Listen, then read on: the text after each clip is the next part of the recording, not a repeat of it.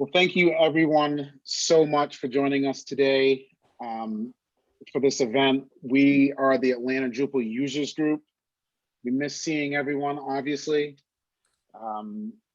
We also put on Drupal Camp Atlanta, which will be happening in September, but we still wanted to provide some programming, and we put together a really, really fascinating group of panelists here to talk about how the digital workspace is changing and what that means to everyone. The first thing I'd like to do, and we talked about this before, and Drew's mentioned this, make sure we are using the Q&A feature. So, you know, please go ahead and throw those questions in the Q&A, and we'll open that up near the end. So please, you know, the more questions we get, the more livelier this will be. The other thing is if you're in the Atlanta area, or maybe you're not even in the Atlanta area, you just love Atlanta, we're always looking for volunteers to help us out. You know, these camps are the lifeline for all Drupal organizers and getting involved in the Drupal community, and it's a great way to meet people. I have very many people as part of the Atlanta Drupal Users Group that I consider my friends now. Just want to give a shout out to everybody there: Trish, Brandon, Josh, Nikki, all doing work, volunteer to kind of bring better Drupal events to everyone else. So again, thank you very much. I would like to introduce our MC, AKA Tara King-Hughes, and she is the Senior Director of Product Management at Strava. I am so happy to have her here because I'm such a big fan of Strava. If you don't know what it is, download it and get active, because we're all working remotely and it really, really helps you get active. So Tara, please take it away. Thank you. Thank you, Kaleem, and good morning, everyone. So we are here to talk about the evolved digital workspace, and I will first kick it over to the panel to introduce themselves. So I will start with Drew. Sounds good. Yeah, my name is Drew Gorton. I am the Director of Developer Relations at Pantheon, and I have been involved with Drupal on the web for a very long time. Probably getting close to 15 to 20-ish years between the two. And as it pertains to remote team organizing and such, I've been working remotely and leading remote teams for the last 6 years. Dan? Yeah, my name is Dan Dawson. I am the manager of digital properties at NCR. And I've been in the web field for about 10 years, have used CMSs across the board. So I'm familiar with Drupal, and just happy to talk about how remote is changed a bit, but then is also still the same in where I think we're headed for really the future. Thanks, Dan. Last but definitely not least, Shubham. Hello, everyone. I'm Shubham Tyagi. I'm the Vice President of Engineering for WarnerMedia Sports. I lead a very diverse engineering team, which is now 100% remote. And we've been using Drupal for various properties like NCAA.com, NBA.com, NBA team sites, and also MML. And we use it pretty well for a lot of our live events.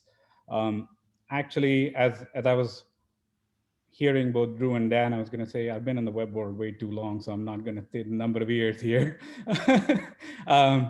And the remote part, actually managing remote engineering teams for a very long time, but of course being 100% remote since March 13th last year.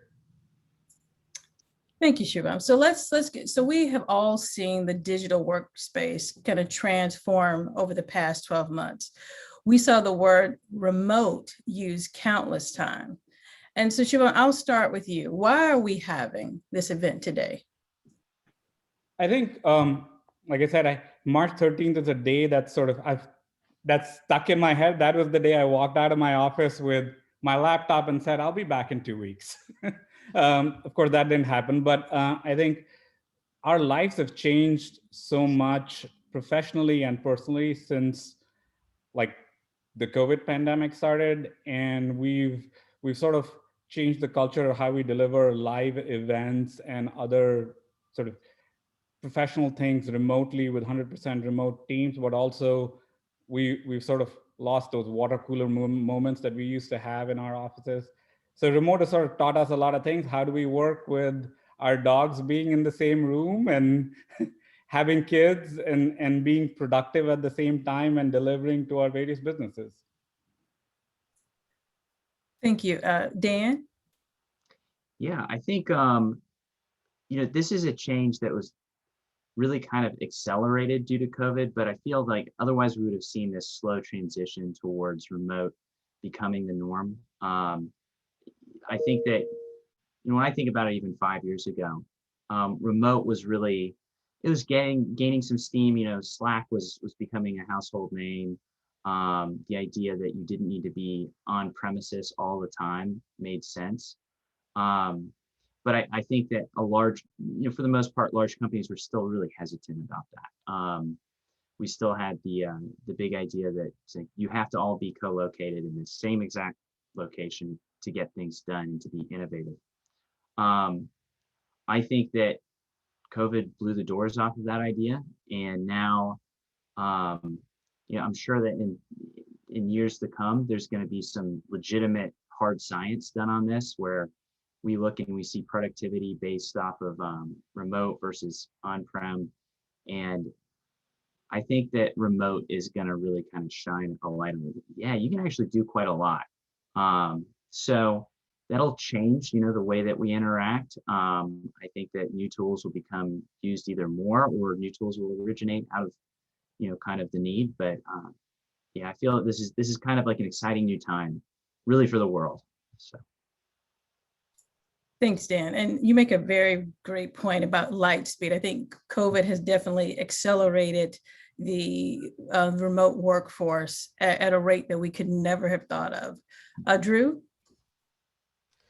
Yeah, absolutely. I agreed with the previous two comments. One thing that I would add to the mix, though, is there are stresses and differences between what we're doing today, what many of us are doing today, and what people were doing remote. People who are remote working a year, so March 13th, 2019 or something like that.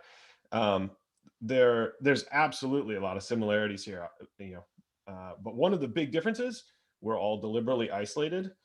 We are working in the same rooms, perhaps without daycare, perhaps with, distractions and things that are happening. And there's a lot of multitasking and isolation happening simultaneously, which, if, to Dan's point, like productivity, if we see productivity gains right now with this kind of environment, I think as we learn to manage those things and account for them, and also get daycare back and other things like that, there's just we're just getting started, really. I mean, I think a lot of eyes have been opened, but there's so many, it's going to accelerate from here, in my opinion. Because you're so right, Drew. If people are able to stay effective contributors to their company with managing, homeschooling, virtual schooling, new puppies, just, life, internet going up, down, up, down. It's amazing when kids shift and go back to school and facilities have opened so that we have new opportunity. I think we'll just continue to see the efficiency and effectiveness continue to go up, because now there's just some really unique circumstances. Question, but I have a question for all of you. How has the digital product development process been impacted by 100% remote work over the past year? And we've talked about this a little bit, in terms of speed, efficiency, communication, collaboration, and tools. I would love to hear from Dan. Why don't you start us off with this question? Sure. I think that things have improved, actually. When I think about the amount of time that got spent, gosh, I remember when I would spend 30 minutes looking for an open room at NCR, global headquarters, so we could have a meeting and have people in there. And we'd end up spending most of our time just walking around looking for an open room, trying to book one, booting somebody out of another. That's all gone now. So I think that's actually a positive thing from an effectiveness perspective. Where Where I think there's where I think that things have changed the most is maybe like in the usage of the tools that we had. So, we had things like Teams around, we had Slack, we have shared drives, but, oftentimes people just kind of figured, okay, well, I'm going to be in the room with somebody, so I don't need to send a shared version of this PowerPoint deck, or, I can just tell my RTE, or my Scrum Master, hey, go ahead and just, add this into Jira. I don't need to be in Jira myself. I think that's changed a lot. Now people find themselves in kind of collaborative tools that they didn't really use before. They knew of them, they talked about them, but they didn't really go in. And as a result, that's actually allowed communication to be a little bit quicker. But I do think that there is kind of that lost opportunity just to bump into somebody and have that random, really interesting conversation that leads to an insight that just wouldn't have happened. Maybe at a cultural level, we're starting to get a little bit more comfortable with, I'm going to ping you on Teams, and then, hey, can we just jump on a call like now, and use it a little, instead of like a meeting that's pre-planned, but more of just a ad hoc conversation.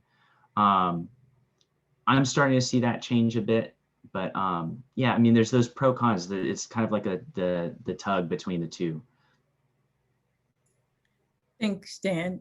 Shubham, your thoughts?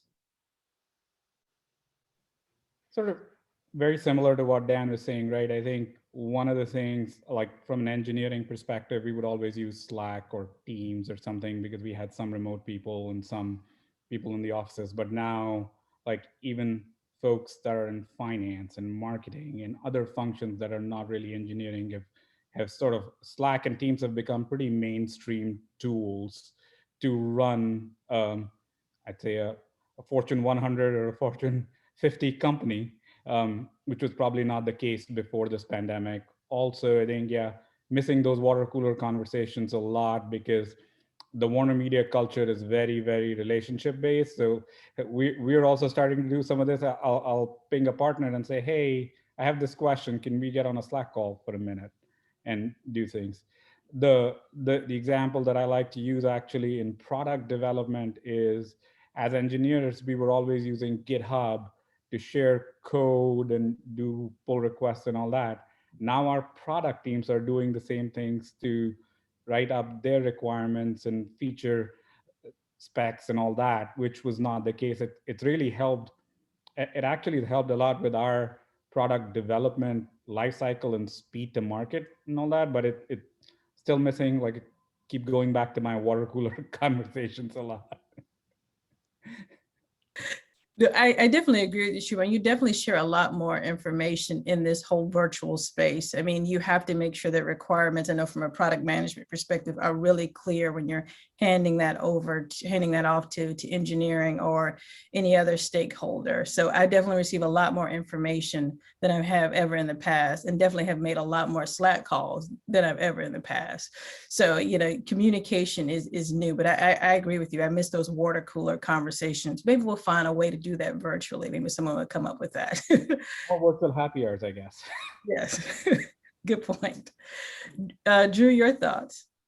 Yeah, I think one of the things, so as someone who's been remote now full-time for a while, but working for a company that has physical offices, including one actually not far from where I am, I actually had, before this, really a best of both worlds kind of opportunity. I could go into an office that was 20, 30 minutes away, spend time there, have some of those random water cooler moments, which are really valuable.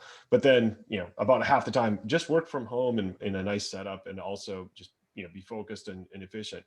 I would say, as it applies to managing digital products and projects, I think our processes have gotten better because we've realized how much we were reliant on things that were not scalably, basically just not scalable. It's just like we relied too much on water cooler, having lunch together, other things like that, or again, like having that same physical space in the office, which, you know, like maybe the meeting rooms were full, et cetera. It's just like, there's a lot of overhead that went into that.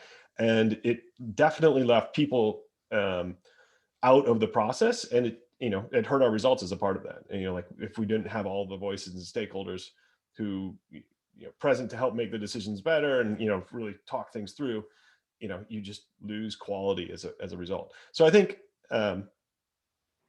because we've had to become deliberate about communication, we've gotten much better at it. And I think that's a good development. Thank you, Drew. And just because I think that you're so well positioned to answer this question, and you touched on that a little bit in your last answer, but you know, what has, you know, truly improved or maybe even have grown worse over the past 12 months? Any highlights you would share there?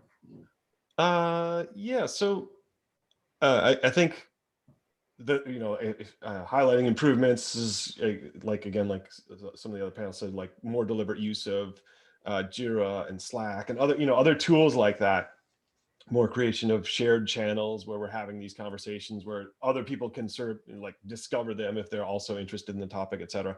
So all that's been quite good. I think the working remotely always has a sort of like tendency, you have to correct for isolation, right? Like that's one of the things, you know, maybe the efficiencies go up and those kinds of things, but isolation also goes up. And so that in a time where we're literally isolating ourselves from everyone else is just adds a lot of stress to everyone. And so trying to figure out ways to have deliberate conversations, make space to be human with each other, not necessarily have every single meeting be, you know, like start to finish full, let's just talk about the project, et cetera. Like making space to have those human bonds, and also trying to add an element of random surreptitious kind of discovery. We've got something we call donut, which is like just you get assigned to somebody random in the company, and you know, like it goes every week and a half, I think, and you just have a random conversation, and it's nice. You get to like know somebody, have those human moments. And I have found actually many times that I've actually connected in a way like, oh wait, you're working on this, I'm working on this, there's something new here. And so it's been beneficial on a number of fronts, but it's still not quite water coolery, but it's heading in that direction. I think the world's going to evolve to help take advantage of and correct for these things like isolation. No, thank you, Drew. And I love the way that you are creating connections. I think it is so valuable to make space for the human need and the need to be connected and not to be isolated. So kudos for the donuts. I think that's an awesome idea.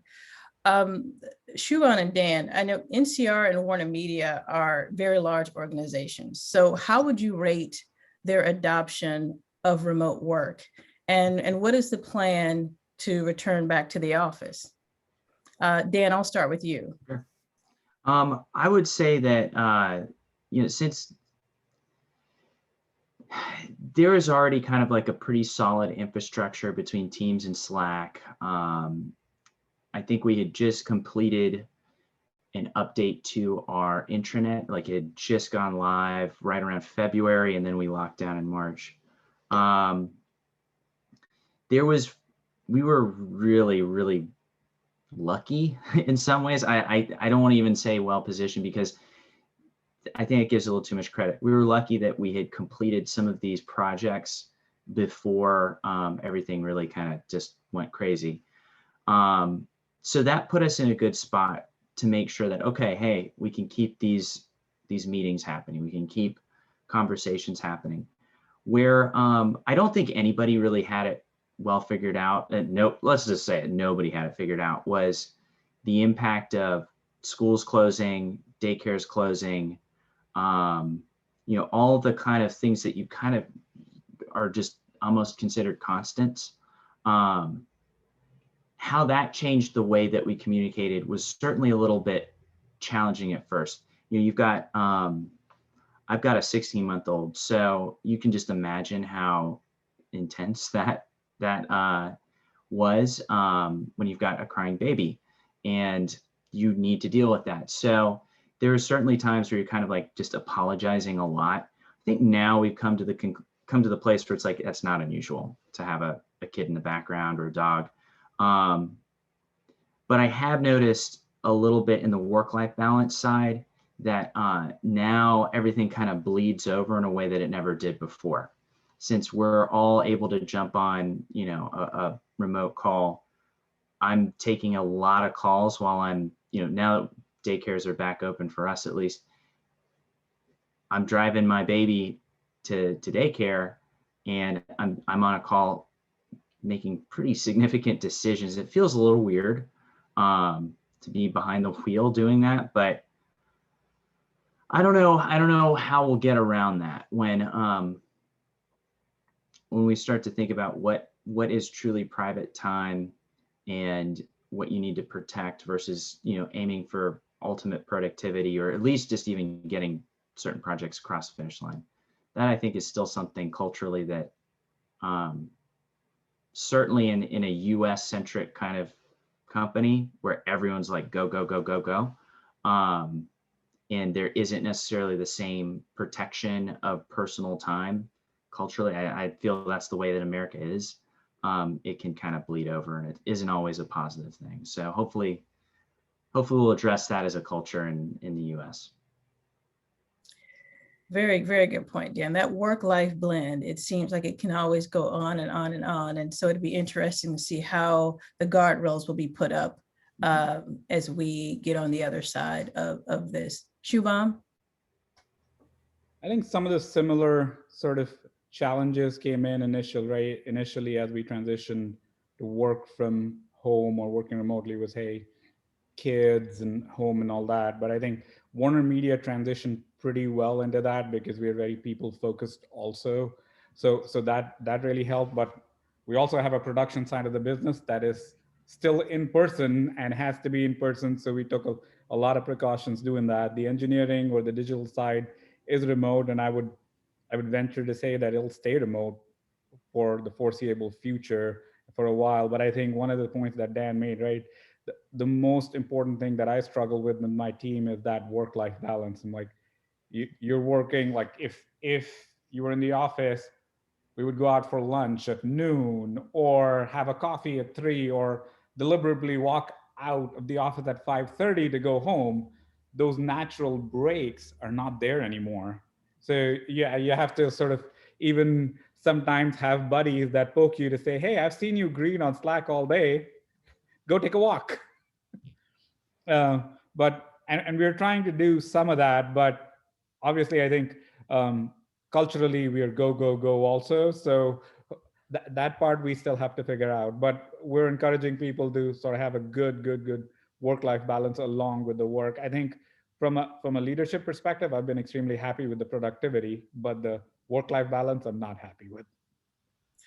Yeah, I think, you know, working at Strava, what has taught me is that a lot of times your colleagues will encourage you to get on your Peloton. So if anything, I will be fit during this process and come out on the other side.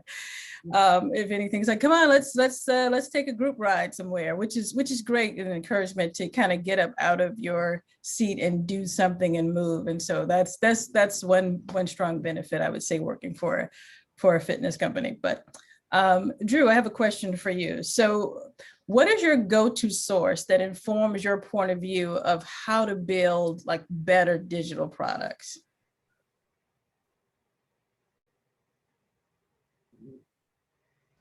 Wowzers. All right. That's a big one. Go-to source for how to build better digital products. I'm coming up, like, you just got me and my mind went empty. I was like trying to answer a question in chat. Can I hear another? No, of course you can. Sorry. No. Look at this like as you know, like Wheel of Fortune. You can spin the wheel again. It's totally fine. All right, I'll spin it.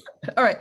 So why don't we talk a little bit about Drupal 9? You know, is there anything that you think that, you know, we should be aware of that can make our lives easier, maybe for the non-tech users? Any thoughts there?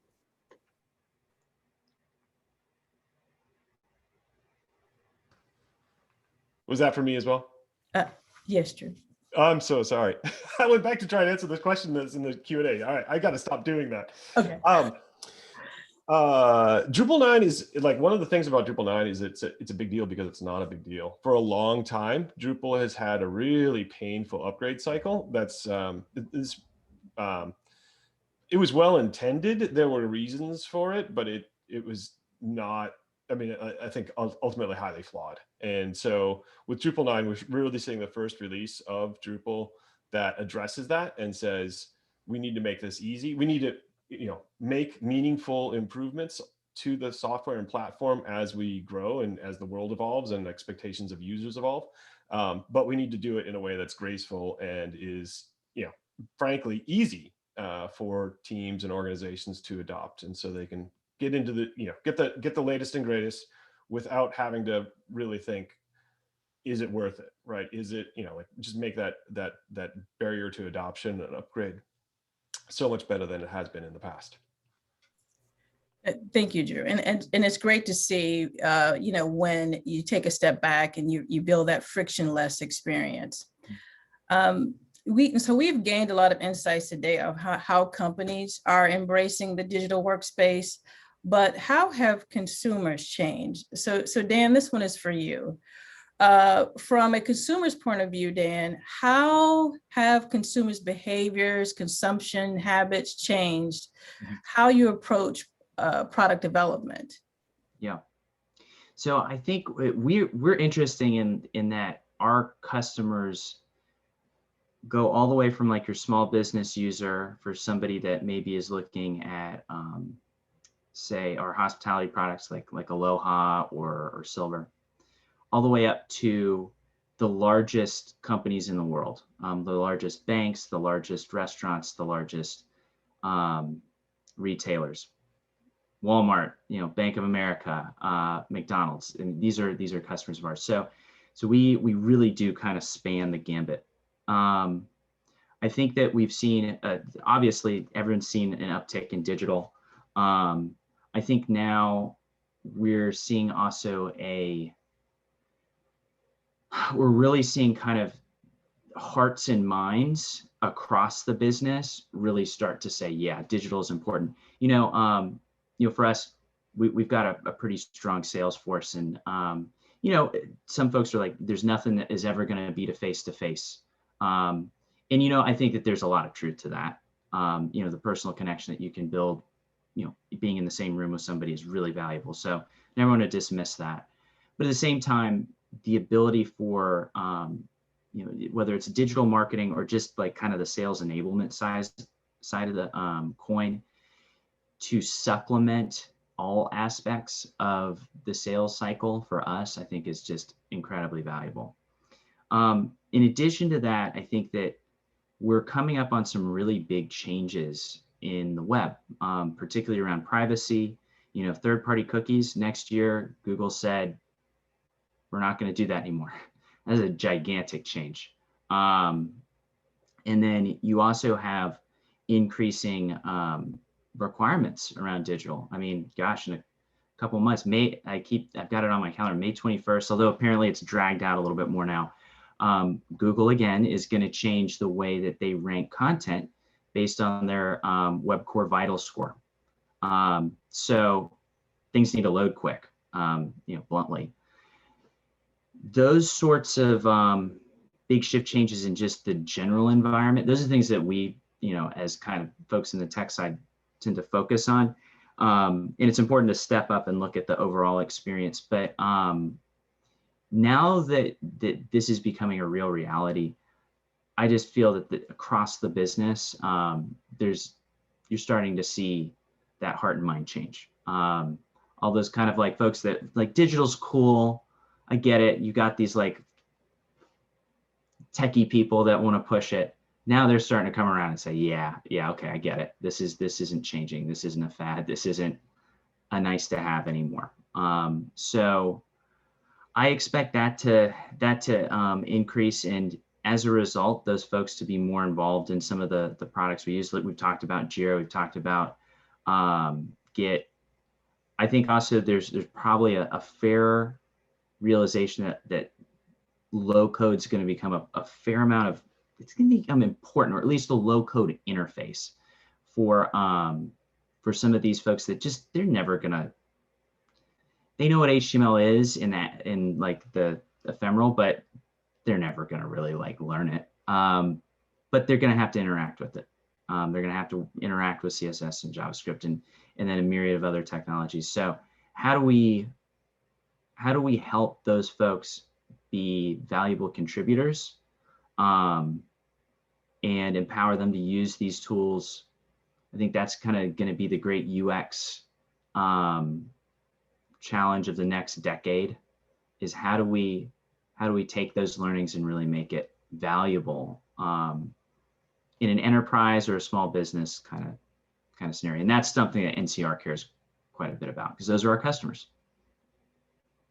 No, and it's always so important to put, thank you, Dan. It's always so important to put the customer first. And so, and I love the way you also kind of peppered in all of the changes that are coming down that we have to be prepared for as technology starts to continue to protect the consumer, which makes our job even more interesting. So yeah, so thank you for sharing. The last 12 months, we've definitely seen so many changes and transformations. So Shubham, this goes to you. So what are some of the unique challenges that you have encountered from a media product development perspective during this time? So I think the challenges that we had before, since we are in the business of direct to consumer and always building products that sit in front of your eyeballs, I think just got quadruply challenging, just because it was, now people are sitting at home consuming our content, and we want to make sure that they're engaged and all that. So from a product development perspective, we have this life cycle of, hey, get feedback from the consumer and then build products based on that.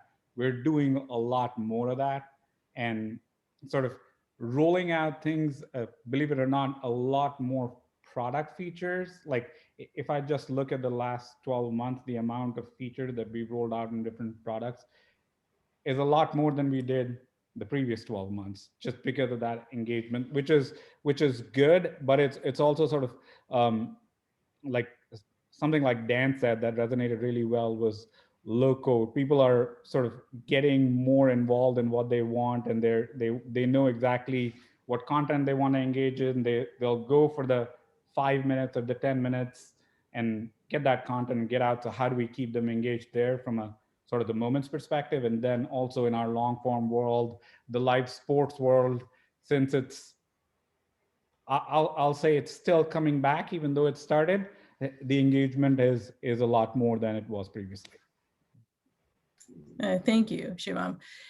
You know, and it's so interesting, because if we could literally, to quote Cher, if we could turn back time, you know, Drew, what do you know now that you wish you knew in February of 2020? The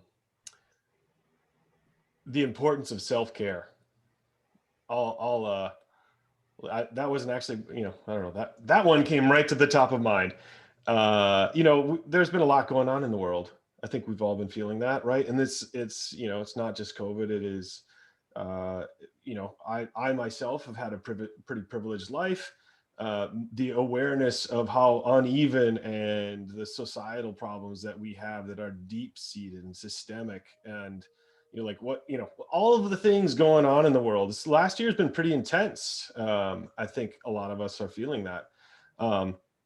And it's easy to get overwhelmed. It's easy to, especially again, when we're isolating, we're losing our support structures. You really have to take care of yourself. Find ways to take care of yourself so that you can be the best human you can be. And that helps with everything else. And I don't have it all figured out, but like regular exercise, try and sleep, you know, trying to eat well. Again, like I don't score 100% on any of those things, but I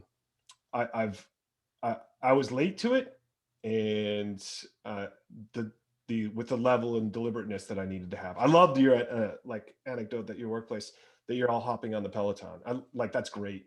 I try to take walking meetings that are, again, just like doing this sort of thing, but we'll just go to audio and we'll have a walking meeting and encourage the other person, wherever they are in the world, get up and move if you can. And little things like that help a lot, at least for me.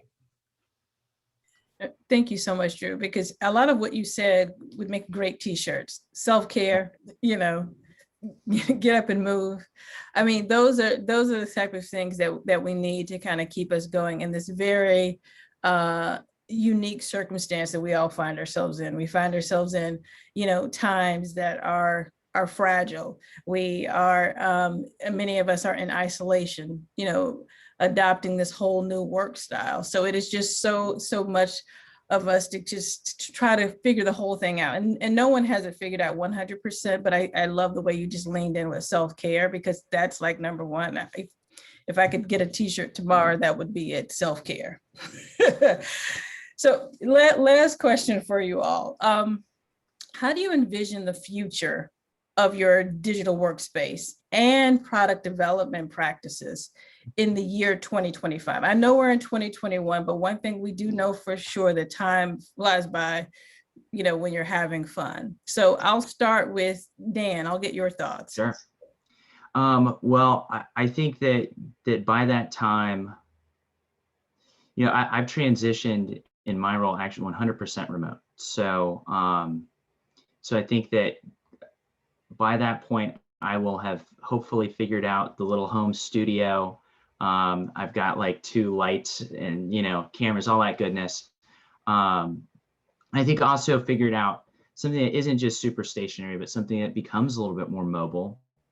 To speak to Drew's point about self-care, the idea of saying, okay, let's not be as locked in one location as we need to be.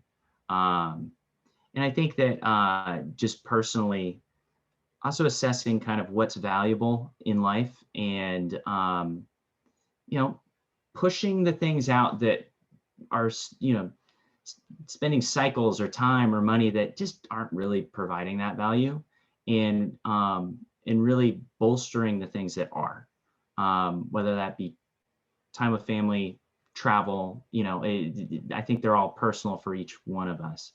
But I think that that'll be kind of a big part of what happens in 2025.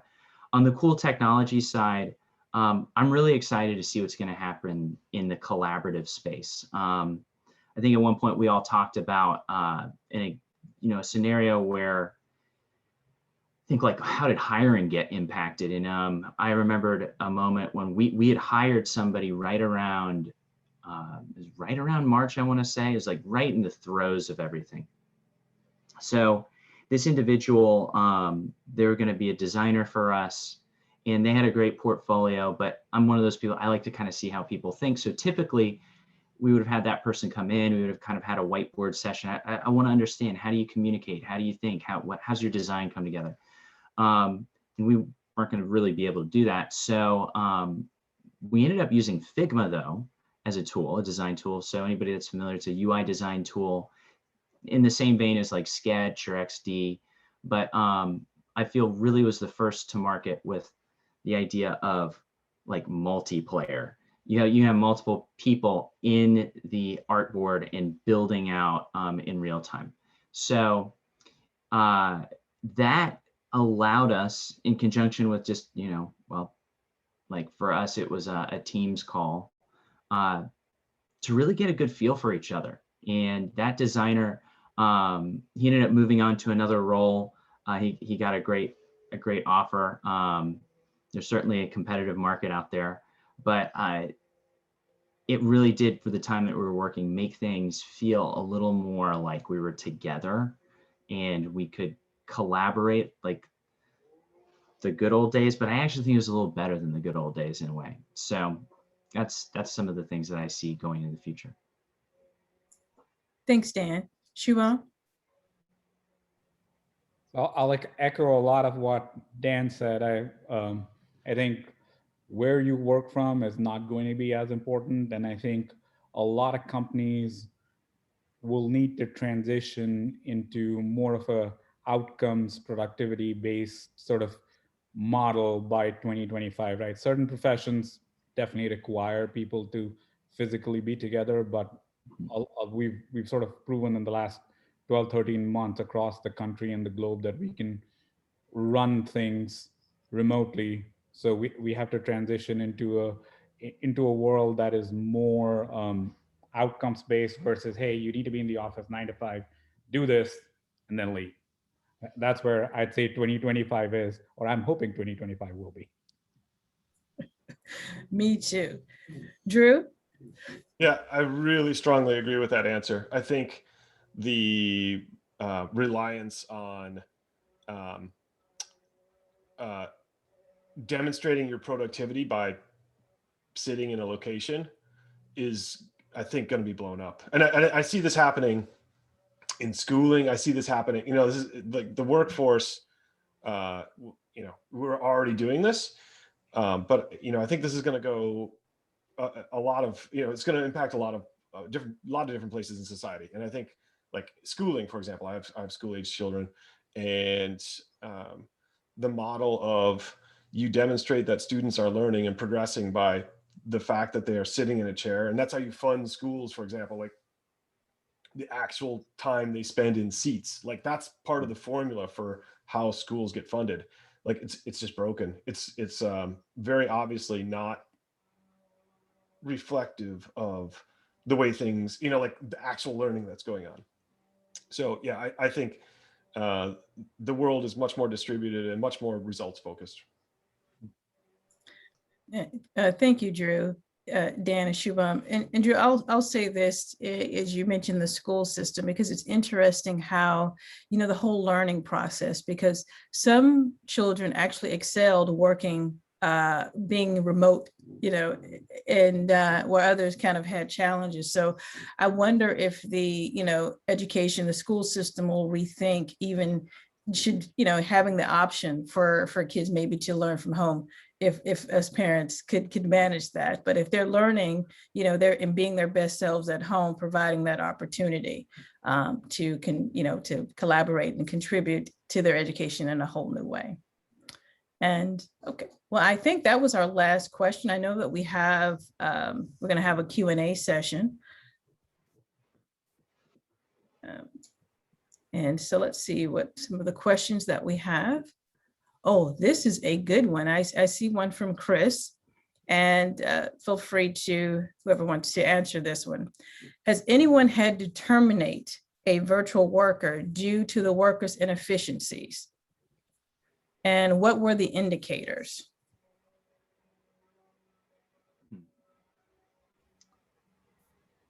I'm going to go with a no for this one. We've not. I think we on the other hand, I've had to have conversations with say, hey, slow down because you're working too much. I have had to do this, but not in the last year. I've had to,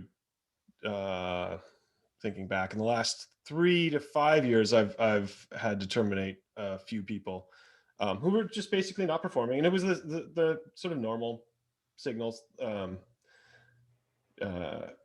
So yeah, it was not getting the work done, not being like, you leave mentally first, and with some people, they left mentally first, and that's okay. Like that's just a time to have an honest conversation about, like, I don't think you're really happy here.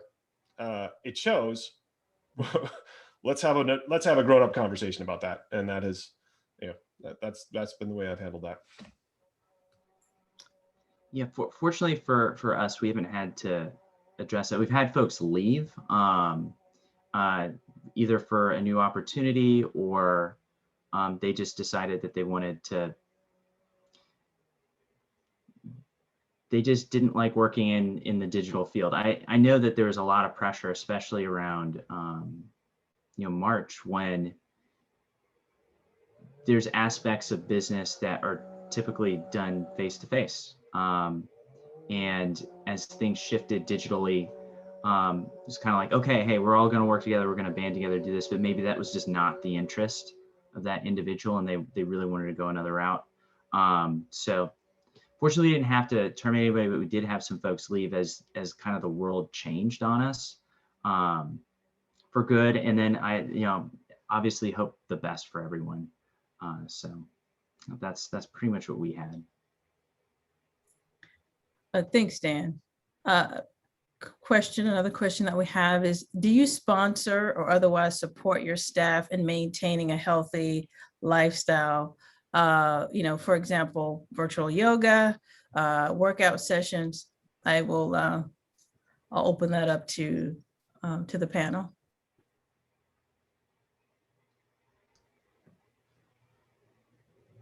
You want to go? First. Yeah, who wants to go Go. first? Oh, yeah. Fortunately, with working with WarnerMedia and our parent company AT&T, yes, we do have a lot of support for virtual workplaces, right? I think that support system has been one of the key reasons why our team was able to also perform the way they did, because all the topics we talked about, isolation, being sort of there with family and dogs and all that in the room, it was difficult initially, but the company was there to support us. Thanks, Shubham. Drew, any thoughts? Yeah. So we do have a number of things that we try to do. I think I see this answer as something you need to do organizationally as well as just on the teams you happen to lead or be a part of. And so making space for each other to say, like, let's have a walking meeting, but like organization, like that's not enough, right? So we have, we've actually changed our benefits over the last year to have a lot more actually additive mental health kinds of outreach opportunities. And so places to find support if you need it or to talk through issues. That's been something that we've really highlighted. And we have things like a stipend for exercise or gym kinds of usage, so that, again, to encourage people to invest and try and offset the cost of that. And so invest in yourself and your health. And so there's a few layers to what we've been doing. Thanks, Drew. Dan? Yeah, it sounds very similar to kind of what Drew described. And I think also very early on, those walking meetings, if you can tell somebody there's a little bit of wind in the background. I've noticed, and I've certainly tried to encourage this, like zero stigma on that, because sometimes you may feel like, you are trying to take care of yourself. You are trying to do that walking meeting, and you feel that somebody on the other end is like, oh, well, should you be behind your desk? So I made a point of trying to say, hey, I'm doing this. Y'all should do the same. And I think that we've started to see that people actually take advantage of it. I know numerous times there's a little bit of like, hey, I got to mute myself. We got a gust of wind, but generally it's okay. And wow, headphones have really advanced a lot as far as like noise cancellation. So we're pretty lucky that happened right around this time. So anyway, yeah, in practice and in a culture, I think that's a really important thing, is just make sure that any of those stigmas that might originate from somebody trying to do the right thing, that you just quash those things and make sure that's not going to become a problem, and encourage those healthy activities. Yeah, thank you, Dan. I think all of that helps with, maintaining mental health, physical health, all of those, if you think about it, it makes you a more efficient and effective contributor to your organization when you are allowed to have flexibility in where you have the meeting and incorporate, those moments of time out in the course of your day. We have another question. How are you guys promoting open source contributions? Anyone want to take this one first, or? I can take a crack at that. So I lead a developer relations team, and part of what we do as a group is we're involved with open source. So we're developer advocates on the team. Historically, part of the job is going to events and being physically present where open source communities gather, and then doing things like participate in hackathons that might happen after the fact or as part of the event, for example. So it's part of the role. At the same time, we have seen, so our involvement, team commitments to that, actually, I've have decreased over the last year. And I've made space for that because, again, we're all running on just a little less in the tank. And contributing to open source is something that often goes into nights and weekends. You know, like we also have time at work, but like encouraging people, like if you don't have the capacity, the passion, the energy to do this work right now, don't. I mean, like, again, we can do it at work, but historically, many people, myself included, would, oh, you know, I did some now, I'm going to do some this evening, I'm going to do some this weekend. Like there's been pieces of that. And I've actually been really deliberate about, with my team, say like, if you don't have that space, that time, that mental capacity, the emotional capacity, don't expect that of yourself right now. That's okay. Give yourself permission to forgive yourself. Like you're not responsible, right? Like that's okay. Again, that self-care kind of thing. So that's maybe kind of the opposite of what the answer was, but it's what we've been doing. Thank you, Drew. Shubham? Yeah, so from an open source perspective, right, WarnerMedia in general is a big user of open source technologies, and we are a big engineering shop, so we do a lot of quote unquote in-house development or roll our own, however we done. But we also, on my teams, I've always encouraged people to say 80% of your time goes towards projects and 20% goes towards fun projects in what you want to do, whether that's NFTs, blockchains, stuff like that, that's hot right now, or contributing back to an open source like project that you are passionate about. I think part of it is a balance of being in corporate America also to make sure that we've dotted our I's and crossed our T's. So, but we're definitely very passionate about contributing back to the community in various areas. Thanks, Shubham. Yeah, I would echo that. You know, as a large company, I mean, certainly where we work in kind of like highly regulated spaces like banking, there's pretty hard limitations on what can kind of be public. But you know, for most of our engineers, you know, we do hold our hackathons. And I think the other aspect of it is we didn't really slow down on bringing in different intern groups, different kind of like learners out there that would be able to come and contribute and that we could share knowledge with. And I feel that was something that you know, initially I expected was totally drop off. You know, we've got Georgia Tech right around the corner, and there's actually a strategic reason for like the location of the building. It was to be in literal proximity to the campus. So while not everybody's able to be in the same room, we continued that, and I think that helped kind of keep that spirit alive. But to Drew's point, you know, now all of a sudden, that energy that may have gone into a hackathon or into an open source project is kind of getting redirected to, I got to educate my kid, you know, and really respecting that and not allowing kind of people to be human. I think, as Drew said, I think is a really important aspect of where we balance it all. Because, you know, when things start to maybe return to normal and we have those kind of old systems that help be a support, I foresee a really excited and just brimming over with ideas kind of group of people coming together, because we're like, wow, we just went through something we've never gone before. We've been locked down in our houses, working remote. There's so many changes in the world. These are all the things that bothered me. Let's fix them and do it in a way that is open and available to everyone, because like, hey, we all went through this together. Let's help each other. So I'm excited about that, and I think it's right around the corner. So looking forward to it. No, I'm totally with you, Dan. Very, very excited about it. I think, you know, we are on the cusp of a new type of working experience and truly collaborating it better. I think that the guardrails of the conference table and the plan of the conference room, those are all gone.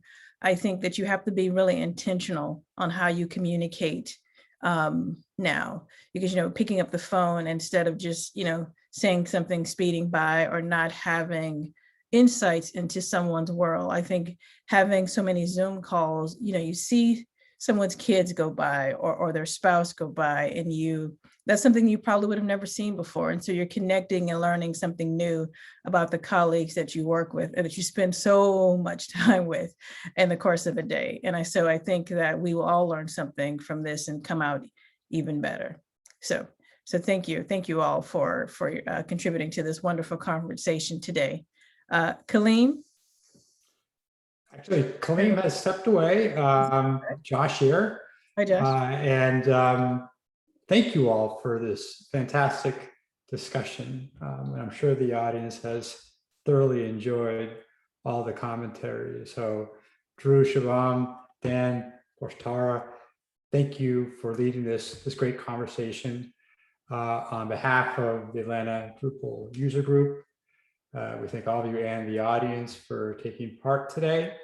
And we hope to see you all again soon. We'll be holding the Atlanta Drupal camp in September. So you'll be receiving more information about that event soon. And in the meantime, we hope to cross paths in real person live rather than only through this virtual platform that we've all become so accustomed to using. It works, but like someone said about salespeople, you need to be face-to-face too. So with that, thank you all very much and enjoy the rest of your day.